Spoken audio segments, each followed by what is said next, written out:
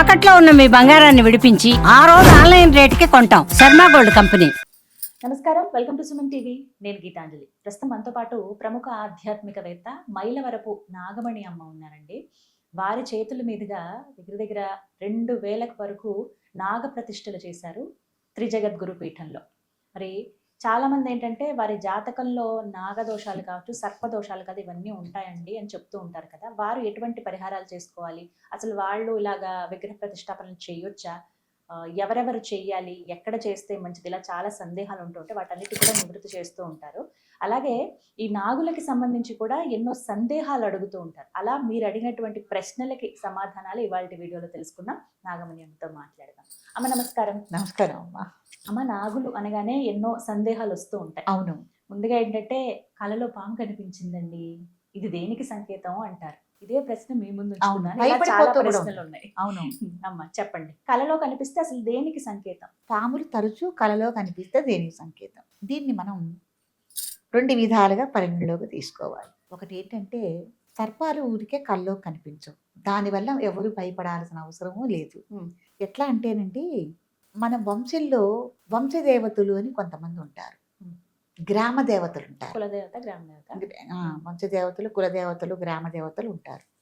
ఇప్పుడు మనం ఈ హడావిడి జీవితంలో చాలా మంది పల్లెటూరులను వదిలేసి సిటీలకి వెళ్ళటం, విదేశాల్లో ఉద్యోగం చేసుకోవటం, అక్కడ స్థిరపడటం జరుగుతుంది. జరగటం వల్ల ఏం చేస్తానంటే ఈ గ్రామ దేవతల్ని కానీ, అసలు ఇప్పుడు కులదైవం అంటేనే తెలియదు చాలా మందికి. వాళ్ళందరినీ మనం మర్చిపోయి ఏం చేస్తున్నామంటే, మనం ఒక నియమ నిబంధనలని మొదటి నుంచి పెట్టుకుంటాం. 3 సంవత్సరాలకు ఒకసారి ఆరాధన చేయాలి, సంవత్సరానికి చేయాలి, ఇలా మనం అనుకుంటాం. చేస్తారు. అయితే అది మనం మర్చిపోతాం.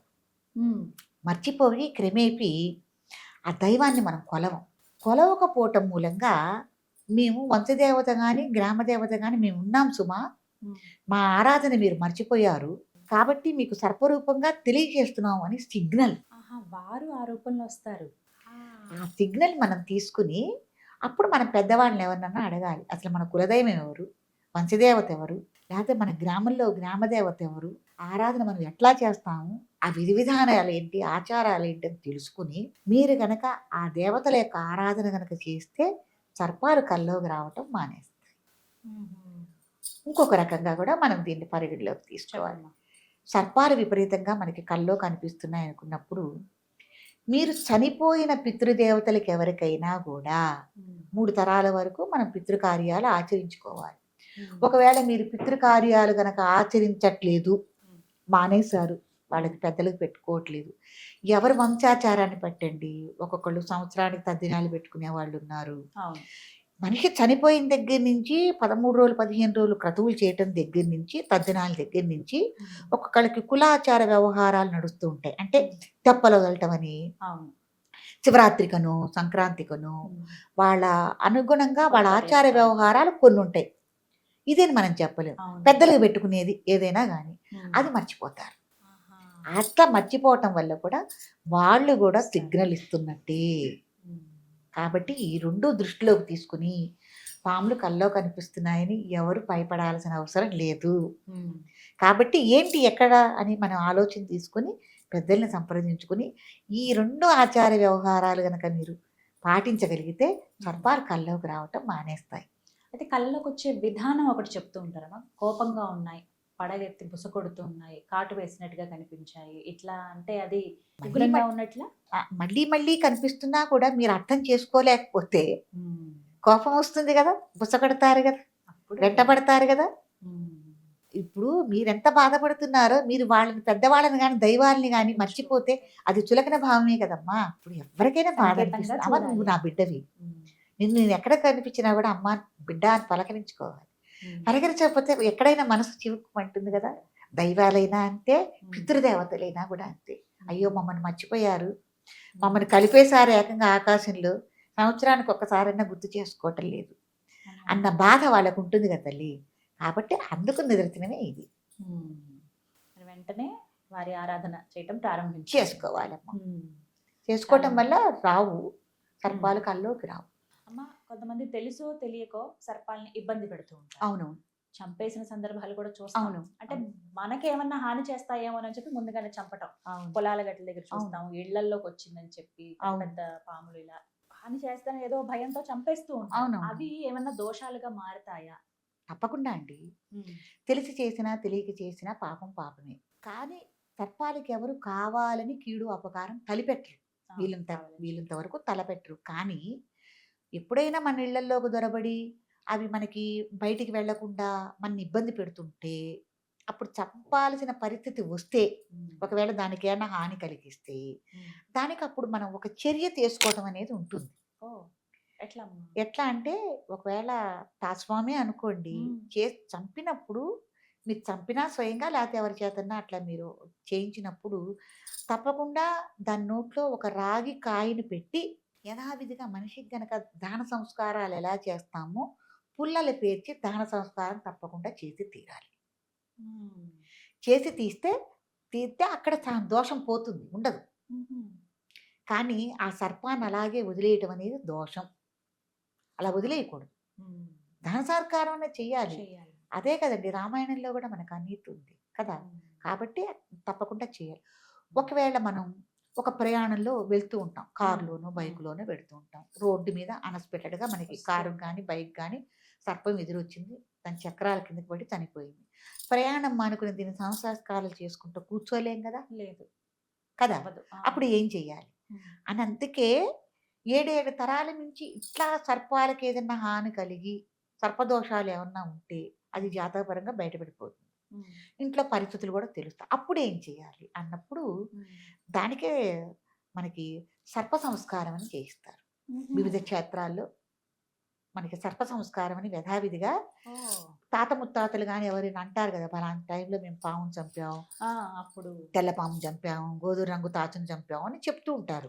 అది విన్నా లేకపోతే మీరేమన్నా అలా చంపారని మీకు గుర్తున్నా కూడా మీరు ఆ వర్ణాలు అవన్నీ కూడా మీరు అయ్యగారికి చెప్తే సర్ప సంస్కారంలో ఆ యొక్క ప్రతిమను తయారు చేయించి సర్ప సంస్కారం దాన్ని ఇది సుమా ఆ రోజు తప్పు జరిగింది, నిన్ను తయారు చేస్తున్నామని గోధుమ పిండితో సర్పాన్ని తయారు చేయించి సర్ప సంస్కార కార్యక్రమం చేయిస్తారు మంత్రోక్తంగా. అప్పుడు ఈ దోష నివారణ అనేది జరుగుతుందన్నమాట. కాబట్టి ఎప్పుడైనా కూడా సర్పాన్ని మనం కీడు జరిగింది అనుకున్నప్పుడు వెంటనే దహన సంస్కార కార్యక్రమం చేయటం అనేది ఉత్తమోత్తమం అండి. ఎప్పుడైనా తాచుపాముకి ఈ నియమనిష్టలు ఎక్కువ ఉంటాయి ఏమండి. మిగతా పాములు అసలు మనం చూస్తేనే పరిగెత్తి పారిపోతూ ఉంటాయి.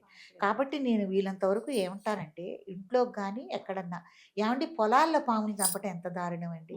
నేను అంటాను అవి పొలాల్లో తిరిగేవి వాళ్ళ చోటు, అవి తిరగాల్సిన చోట్ల మనం ఉన్నాం, మనం వెళ్ళి వాటిని సంహరించడం అనేది చాలా తప్పు. అసలు మీకు సర్పాలు పొలాల్లో ఉంటేనే పంట బాగా పండుతుంది. అది గ్రహించుకోవటంలా రైతులు కానీ ఎవరైనా ఎక్కడ కనిపించినా చంపేయటం. అసలు ఇంకొక మాట అమ్మా మీతో నేను చెప్తున్నాను. ఇది వరకు ఎద్దులు నాగళ్ళు దున్నినప్పుడు ఆ నాగలు అనేది ఇంతే ఉండేది, ఒక అరడుగు దూరము లేకపోతే మహా అయితే ఒక అడుగు దూరమే దున్నగలిగేది, దాని శక్తి అంతే. ఇప్పుడు లోటావేటర్లు ట్రాక్టర్తో దున్నే చక్రాలు లేకపోతే బొచ్చెలు ఇవన్నీ ఉన్నాయి కదా. ఇవన్నీ ఏం చేస్తున్నాయి, భూమిని అట్టడుక్కెళ్ళి భూమిని దున్నటం అనేది చేస్తున్నాయి. ఇప్పుడు లోటావేటర్ ఉంది, తిరగేస్తుంది, బొచ్చెలు ఉన్నాయి, బాగా తిరగేస్తున్నాయి, నాగళ్ళు ఉన్నాయి, పదునుగా దున్నుతున్నాయి. భూమిలో పాములు వాసన చేసుకుని ఉంటాయి కన్నాల్లో ఉన్నప్పుడు చాలా హాని కలిగి వాళ్ళ పల్లెటూరులలో పాములు కనిపించట్లేదండి. బాగా అది చెప్పుకోదక్క విషయం, బాధాకరమైన విషయం అన్నమాట. కాబట్టి ఇట్లాంటి హానులు మీరు అట్లాంటప్పుడు మీరు పాము చచ్చిపోయిందో తెలియదు మీకు. అదొకటి ఇళ్ళ నిర్మాణం చేసేటప్పుడు భూమిని చదును చేసి పుట్టలు తొలగించి ఇళ్ళ నిర్మాణాలు చేస్తారు, అది కూడా మీకు తెలియదు. వాళ్ళు ఏదో కట్టారు అపార్ట్మెంట్లు కానీ ఏవైనా మనకు అమ్ముతారు, మనం కొనుక్కుంటాం, అది కూడా మనకు తెలియని విషయమే. కాబట్టి ఇట్లాంటివి ఏమన్నా జరిగినప్పుడు మీకు ఇట్లా సర్పశాంతి కానీ నాగప్రతిష్ఠ కార్యక్రమాలు కానీ ఏమైనా చేసుకోవటం వల్ల ఈ సర్పదోష నివారణ అనేది మనకి జరుగుతుందంట. చాలా తెలియకే జరుగుతుంటాయి చాలా. అలాగే కొంతమంది ఇళ్లలో ఏంటంటే ఎక్కువగా పాము ఎప్పుడు వస్తుందో తెలియదు, వచ్చి అలాగా నివాసం చేస్తుంటుంది, ఇంట్లో నివాసం చేస్తూ ఉంటుంది. అవునవును. కొంతమంది ఇళ్లలో పుట్ట ఏకంగా వచ్చేస్తూ ఉంటుంది. అవునవును. అవును. మాకు మా దేవుడేనండి అని ఆరాధన చేసే వాళ్ళు ఉంటారు. అవును. కానీ కొంతమంది ఇళ్లలో అయితే అసలు తెలియదు అనుకున్నా ఎక్కడో ఒక దగ్గర కనిపించడం, భయపడడం, అవును. పిల్లలు ఉన్నారని చెప్పి ఇలా తరచుగా ఎందుకమ్మా ఇళ్లలోకి వస్తాయి పాములు? ఏదైనా వాళ్ళకి నాగాలకు సంబంధించిన పూర్వీకుల నుంచి ఏదో అనుసంధాన అనుబంధం ఉంటేనే ఇట్లా జరుగుతూ ఉంటాయి. ఒకవేళ ఇంట్లో మీకు పుట్టింది అంటే ఒక్కరోజు పుట్టదు కదమ్మా! దానికి కొన్ని నెలలు టైం తీసుకుంటుంది. పడుతుంది. తీసుకున్నప్పుడు మొదట్లోనే మీరు తగిన జాగ్రత్త తీసుకోవాలి. పుట్ట దేనితో నిర్మాణం అవుతుంది? చెదపురుగు వల్లే నిర్మాణం అవుతుంది. అది నిర్మాణం అవుతోంది, చెదపురుగు ఇంట్లో తిరుగుతోందన్నప్పుడు మీరు దాని గురించిన జాగ్రత్త తీసుకోవాలి. రాకుండా చేసుకోవాలి. మీరు అంత పెరిగేదాకా ఉండి దాన్ని పెంచుకుని ఇంట్లో ఆ చోట మీరు సంసారం చేయటం, ఉండటం అనేది అస్సలు పనికిరాదు. అది దైవానికి వదిలేయాలి మీరు. ఏదైనా పరిస్థితి బాగుంటే అంతా నా మహిమ అంటారు. లేకపోతే నీ మహిమ అంటారు. ఇట్లా జరిగి దాంట్లో పాముండి, ఆ పాము నిజంగా నాగేంద్రుడో, ఇప్పుడు మనుషుల్లో గనక చెడ్డవాళ్ళు, మంచివాళ్ళు ఉన్నట్టు దుష్టనాగాలు, దేవతా సర్పాలు ఇవన్నీ ఉన్నాయి. దానివల్ల మీకేమన్నా ఎన్ని చోట్ల మనం వింటున్నామంటే, అందుకు నేను చెప్తున్నాను వివరించి. దానివల్ల ఏదైనా మనకి కీడు, అపకారం జరిగినప్పుడు స్వామిని నమ్ముకున్నా ఆయన వల్లే మాకు జరిగిందని మళ్ళీ నింద దేవుడి మీద వేసేస్తారు. ఇది ఎంతవరకు సమంజసం? కాబట్టి నేనేమంటానంటే తగు జాగ్రత్తలని ముందు మనమే తీసుకోవాలి. అలా వెలిసిందనుకున్నప్పుడు స్వామికి వదిలేసేయండి.